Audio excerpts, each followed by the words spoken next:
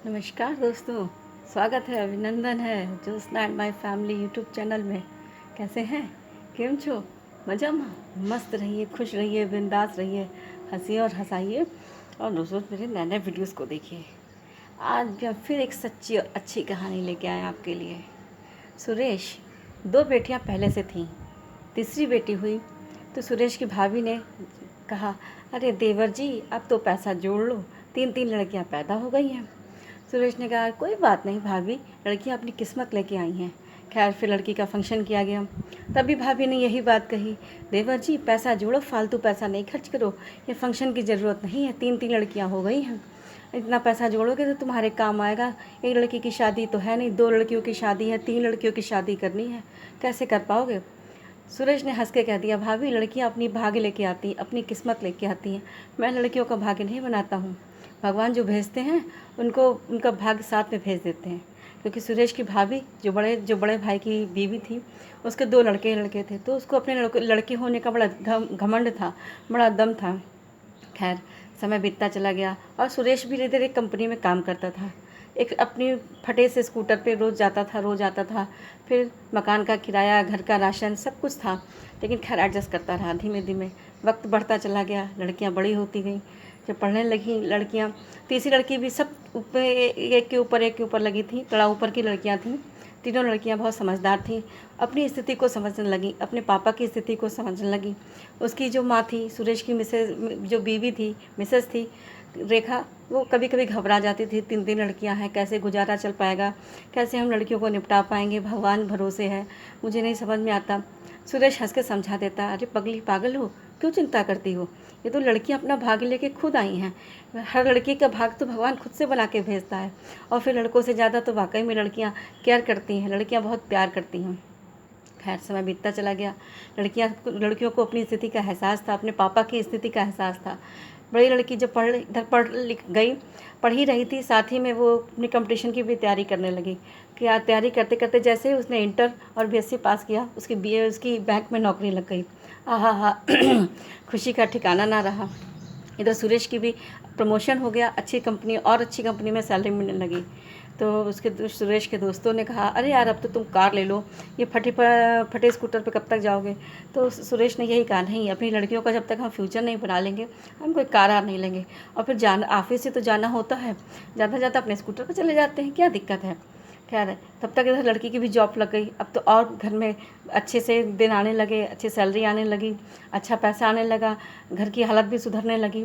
किराए के मकान में रहते थे, अब उनका खुद का मकान हो गया। दोनों बाप बेटी ने मिलकर अपना एक मकान खरीद लिया, मकान हो गया, मकान में रहने लगे। तब भी सबने यही उल्हाने दिए, सबने यही ताने दिए, अरे यार कार ले लो, कार लेने में क्या जाता है, और एक कार लोगे तो तुम्हारा स्टेटस ऊँचा होगा। खैर सुरेश ने तब भी यही कहा, अरे दो लड़कियों का भी तो फ्यूचर बनाना है, एक लड़की का फ्यूचर बन गया है, दो लड़कियों का भी तो बनाना है। खैर दूसरी लड़की सीए की तैयारी कर रही थी, भगवान की कृपा से वो भी चार्टर्ड अकाउंटेंट हो गई, बहुत अच्छी सी कंपनी में जॉब मिल गई। तो अब तो पैसा और आने लगा, अब तो घर में खुशियों का ठिकाना न रहा। तीसरी लड़की बीटेक कर रही थी, इंजीनियरिंग कोर्स कर रही थी। जब तक वो करती, तीनों, क्योंकि तीनों ऊपर तड़ा ऊपर की थी, एक दूसरे से छोटी थी, तो तीसरी भी इंजीनियर करके अपना वापस घर आ गई और इंजीनियर बन गई। उसके कम से कम 5-6 महीने बाद में मम्मी पापा की मैरिज एनिवर्सरी आई। तो सबने को लड़कियों ने कहा कि पापा आपके कुछ भी हो जाए, आपकी 25वीं मैरिज एनिवर्सरी है, हम एक अच्छे से होटल में देंगे।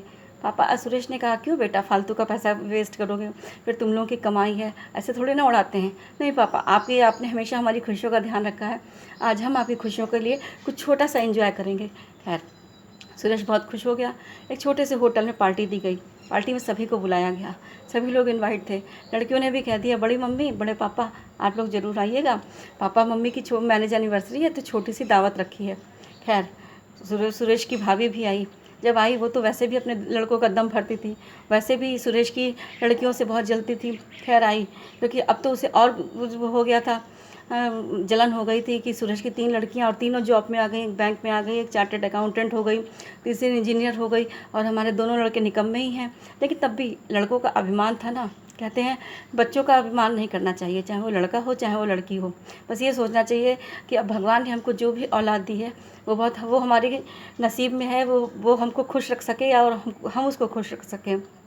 ये सोचना चाहिए, क्योंकि आज के दौर में, आज के ज़माने को देखते हुए औलाद पे कभी ऐसा मत करिए कि औलाद का ही दम भरिए। नहीं, यही लड़का हमारा सब कुछ है या यही लड़की हमारी सब कुछ है ना। वक्त कब बदल जाता है, हवा कब बदल जाती है, पता नहीं लगता। खैर, लड़कियों का जब जब जब घर में सब पार्टी शुरू हो गई, उसमें होटल में सॉरी पार्टी शुरू हो गई, सब लोग एंजॉय कर रहे थे। फिर सुरेश की भाभी ने एक टंच कसा। अरे, लड़कियों से पूछा, अरे बेटा, तुम लोगों का गिफ्ट तो नज़र नहीं आ रहा है, तुम लोग अपने मम्मी पापा को क्या दे रहे हो?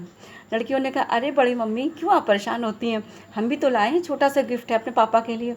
तो सुरेश की भाभी बोली, देखो कोई न कोई, सब लोग जितने यहाँ मेहमान हैं, कोई ना कोई अपना कोई गिफ्ट दे रहा है, कोई कुछ दे रहा है, कोई कुछ दे रहा है, और तुम्हारा गिफ्ट नहीं दिखाई पड़ रहा। खैर कोई बात नहीं, क्योंकि उन्होंने हंस के टाल दिया।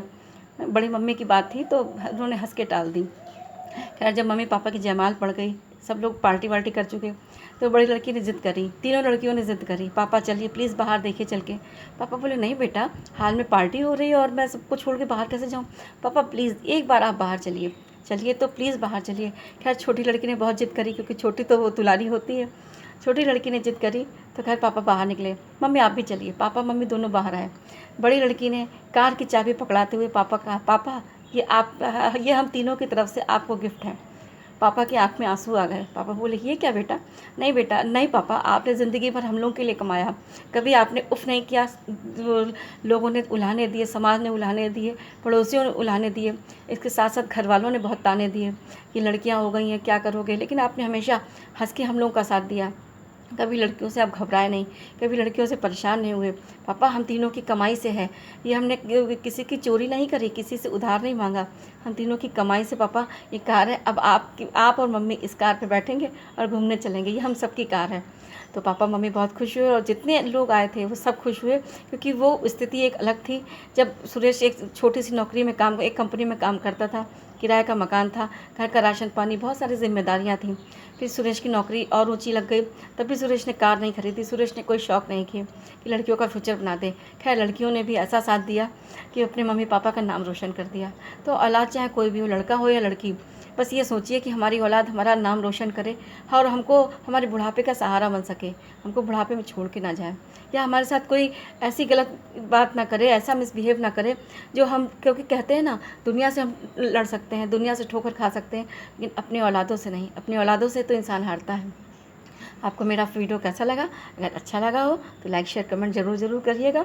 खुश रहिए, मस्त रहिए। कल फिर आएंगे एक नए वीडियो के साथ। ओम नमः शिवाय।